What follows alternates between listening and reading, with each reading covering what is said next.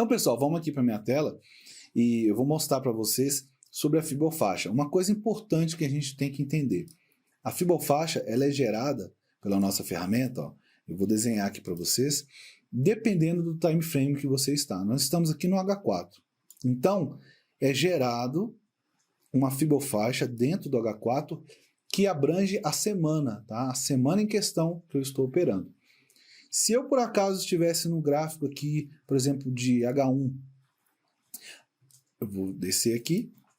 Essa fibofaixa gerada no gráfico de H1, ela está compreendendo o período de um dia. Tá? Agora, no momento que eu estou, o mercado ainda ela está mais ou menos na metade da fibofaixa, ou seja, ainda tem mais o dia completo para terminar e chegar até o fim dela. Então, dentro do H1, compreende o tempo de um dia.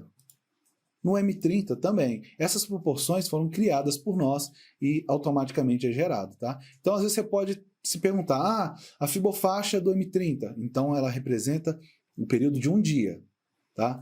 Do H1, a mesma coisa. Do H1 para baixo, ela está compreendendo um dia. Isso é importante você entender, aí você depois pode estar utilizando a ferramenta do jeito que você quiser, mas é importante você saber que a fibofaixa do H1 para baixo, ela está compreendendo um dia. Agora, no H4, ela está compreendendo uma semana. No diário, ela está compreendendo um mês. Essa fibofaixa aqui, ó, é muito importante vocês saberem disso. No diário, toda essa fibofaixa aqui, ela está compreendendo o período de um mês. Aqui agora no time frame semanal, a nossa fibofaixa, ela tem a duração de um ano. Então, quando vocês estiverem no gráfico semanal, ela vai estar compreendendo um ano. Já no mensal, ela também vai estar compreendendo o período de um ano na nossa fibofaixa, tá? Então, é muito importante vocês entenderem essas questões que vão auxiliar vocês nas suas operações. Então, às vezes vocês estão com dúvida, querem saber como funciona, essa é a primeira coisa, você tem que ter essa noção. Agora nós vamos explicar a fibofaixa e os seus itens, tá? Vamos lá, gráfico de H4, estou aqui, vou mostrar para vocês a nossa fibofaixa. O primeiro item que vocês têm que entender é o preço justo, pessoal. O preço justo, ele é um nível da nossa fibofaixa e ele compreende uma região onde o preço ele está dentro da sua média, né? Ele está aqui em frente da nossa média de ouro, quando começa o nosso período da fibofaixa. Então é uma região onde o preço você não sabe para onde ele vai, porque ele está dentro da média de mercado. Lembra que eu falei na outra aula sobre as faixas de preço? Então a fibofaixa ela casa muito com as faixas de preço. Outro item que nós temos acima do preço justo, nós temos a transição. Tá? Vocês reparem que após escrito aqui a transição, nós temos um número. Esse número aqui é o preço.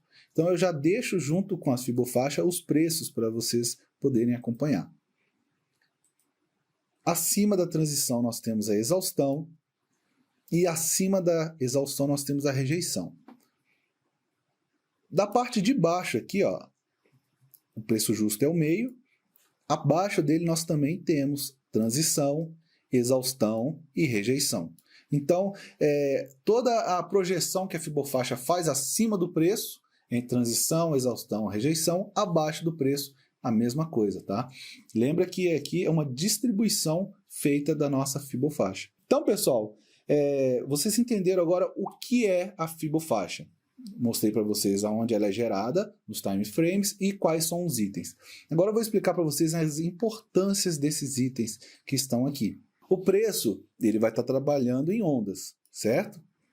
Dentro da nossa faixa de preço que a gente já mostrou para vocês. Só que a nossa fibofaixa ela mostra uma região, que engloba aqui dentro do período, do contexto que a gente está operando. Por isso que ela é importante. Lembra que no H4 nós estamos num contexto semanal?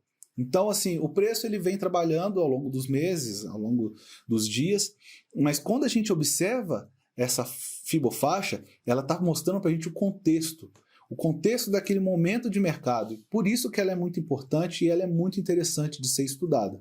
Tá? Então, primeiro item que nós temos depois do preço justo, quando o preço começa a se afastar justamente da nossa média de ouro, Nós já mostramos para vocês lá nas bases teóricas sobre a média e desvios. Lembra que nós temos uma média e os desvios é quando se afasta da média. No caso, a gente deu um exemplo sobre a altura, né? Uma pessoa com 1,90 m, ela está 3 desvios longe da sua média. Uma pessoa de 1,70 m também, 3 desvios para baixo dessa média. Então, nós temos os desvios, mas muito importante é a nossa média, né? Que é a média de ouro que nós chamamos. A gente trabalha com a fibofaixa entendendo esses níveis, né? E esses níveis eles representam quando o preço se afasta da média de ouro, né? O preço ele tem uma distância no momento dessa média. Então, quanto mais distante, mais ele tende a poder, em algum momento, retornar à sua média, né? Então, o primeiro nível que nós temos aqui é a transição. Lembra do barômetro, na aula que nós mostramos sobre exaustão? O que é exaustão? É o preço se afastando da média e ele vai, ao longo desse afastamento, ele vai se exaurindo, vai perdendo a força. Então, o primeiro ponto que nós temos aqui é a transição, que é entre o preço justo e justamente a exaustão, que é o ponto lá do nosso barômetro, onde a gente mostra o preço atingindo essa região. São regiões onde o preço se afasta muito da sua média, né? E a gente pode estar utilizando esse conceito da exaustão juntamente com os desvios. Então, quanto mais se afastar da média e mais próximo da exaustão, né, ou tocar na exaustão e distante dela, tocando nesses desvios, são momentos muito interessantes para estar fazendo a operação, buscando uma correção ou uma reversão de volta para a média. É o conceito de regressão à média que o pessoal fala, né? É o conceito de retorno à média. Então, quanto mais próximo da exaustão, ele tende a corrigir. Em algumas situações, como esse gráfico que eu estou mostrando, pode reparar que o preço foi exatamente, ele tocou a transição, ele não teve força para ir para a exaustão, ele já voltou. E está voltando, né? Voltando para a sua média. Então é um conceito que a fibofaixa traz para a gente, juntamente com as faixas de preço que nós já vimos, de retorno à média. Vamos pegar outro ativo aqui para a gente ver também um pouco sobre isso. Hoje o mercado está dando uma movimentada, tem vários ativos que estão indo para regiões, né? Vou mostrar no gráfico agora para vocês, áudio USD, tá? No time frame de H4. Vocês podem reparar aqui, vou mostrar para vocês, que o preço foi na exaustão, né? E olha como ele trabalha. Quando ele chega na exaustão, lembra do barômetro? Ele bate, ele fica ali tentando romper aquela região, uma região de pressão, alta pressão. Então, assim como o barômetro, ele fica oscilando nessa região. Por quê? É uma região onde o preço está ficando caro. Lembra lá caro ou barato demais, dependendo, né? Nesse caso aqui, o preço caiu, então ele foi ficando barato. Então, existiu interesse do mercado em realizar compras, mas ainda tem uma força de pessoas vendendo. Então, vai empurrando ele para baixo, mas existe uma disputa nessa região, que é a região de pressão do nosso barômetro. Então, qual que foi a reação dele? Ele bateu, trabalhou nessa região de pressão e voltou na média.